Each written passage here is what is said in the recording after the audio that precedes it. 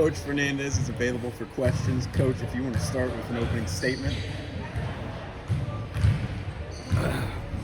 Well, I thought after South Carolina and coming home,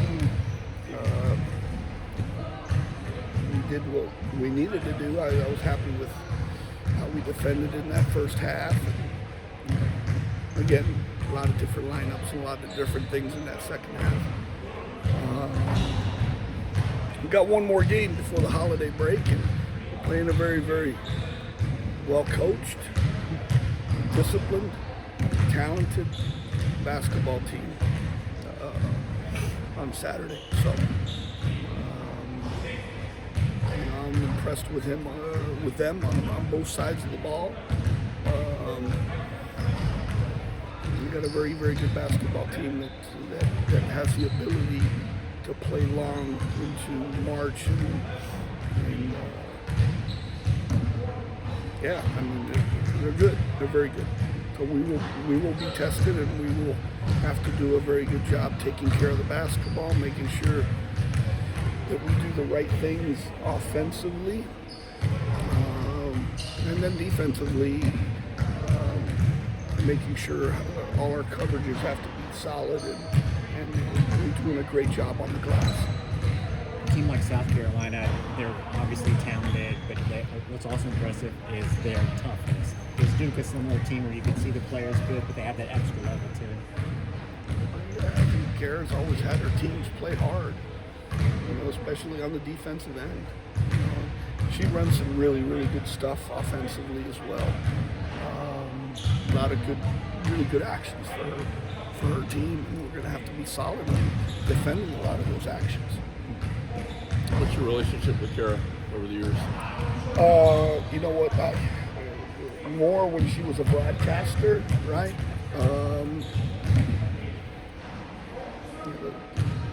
You have a lot of respect for someone that's done so much for basketball. College and pro, and USA basketball. We saw each other this summer, right? In Colorado Springs, we didn't get a chance to talk. She was there watching the trials, and I was, and I were busy assisting Terry. But yeah, I have a lot of respect for what she does. I'm glad we were able to start the series. I think it'll be good for both programs. But yeah, we definitely talked a lot more when she was coming on our team and MTV and everything like that. So, and when you're not in the same league, right? It's a little different because you don't see each other. So, yeah. So she was, on the rise as a broadcaster, having a great career, and then she decided she wants to coach, and here she is building a program. That's not everybody can do that. No, she did a great job too. With USA basketball 3-on-3.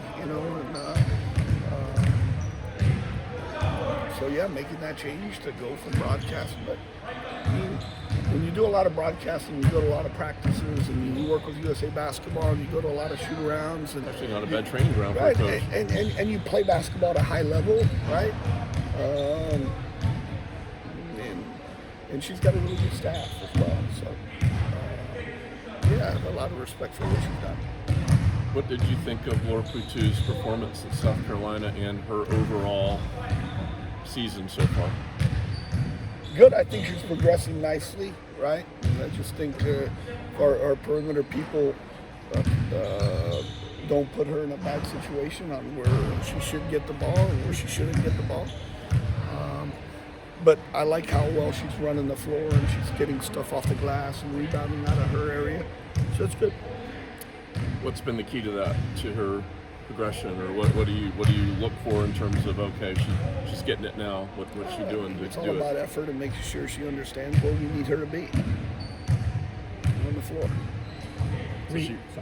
So she finds herself, and she just has to be reminded, you're Yes. this, not that. Correct. Yeah. So Rito, another part, the scoring's not there for her obviously this year, but she's doing so many other things. Are you trying to encourage She's a huge motor, right? Huge motor in the way that she defends and leads, And there's so many ways that you can impact a basketball game without scoring, and she does that, right? Because you look at the stat line, she doesn't score a point, but there's so many things that she did, and she does do in a basketball game. And the good thing is, I think, she understands what we need from her. And I have to ask, one thing that lost the other night is you had Reese's at the beginning, obviously, Romy in the middle, and Vicky at the end. You had those three all going in the same game. Is that the type of game they need to have pretty much every time out? We'll see. It's going to be depending on opponents and matchups and score and pace and time to play as well. So regardless of how Saturday comes out, you played an incredible schedule to get you ready for the conference. So how would you explain to people the benefit of that, regardless of win-loss, just going through a gauntlet like you've gone through, what you hope it will mean in January and February and March for this team? We'll find out, Joey. I mean, we've always played a strong schedule, but this schedule has been challenging, and usually, we've won 2 or 3 of these, right? And you can't control what happened in the past. It's in the rearview mirror, right? And but yeah, regardless, I think everybody understands we're a lot better than a 6-6 ball club, or a 6-6 record. That doesn't concern me. Do you wish we would have had a couple of those games in our pocket? I think definitely we're going to be judged on how we do in the league, and then going to Dallas and having to win, hopefully not having to win 3 games in 3 days, and we do really, really well in the regular season. But when you have a couple of those games in your pocket for the selection committee as quality wins, that's now again we've taken care of business in all the other games too. We've won all the other games by double figures. We've done what we were supposed to. But yeah, hopefully I've seen a growth in our team. I think we've improved.